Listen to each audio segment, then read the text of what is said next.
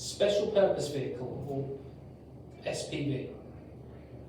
SPVs are probably used predominantly for property purchase.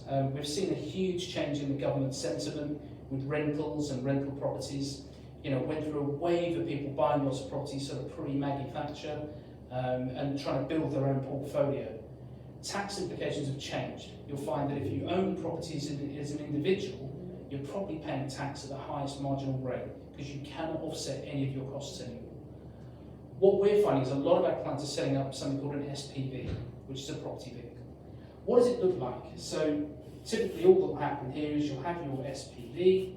It's a standard company, it just has a SIC code, and all that SIC code means is what the company can do is it's registered trade and it's allowable activity.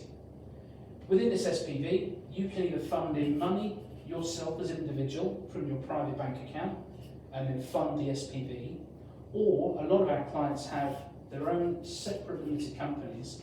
These could be all manner of things. It could be a service company, it could be any type of business. But if you had excess profits that were sat in this company and you didn't know what to do with them, but you wanted to build a property portfolio, the best scenario is to consider putting that into your SPV. Now in my example here, this is a loan structure, and I'll come on to other ways to do this using a holding company in a separate session. But that is a loan and that is a loan. So these funds are repayable to you as an individual or you as a corporate entity. But the benefit of this is within your SPV, when you have your property or properties that you've bought, you can offset all of the costs. So that would include the mortgage, ground rent, estate agents, any other costs that are being incurred in order to maintain the property, including development and ongoing costs to mitigate your own income tax liabilities. And that's really an SPV.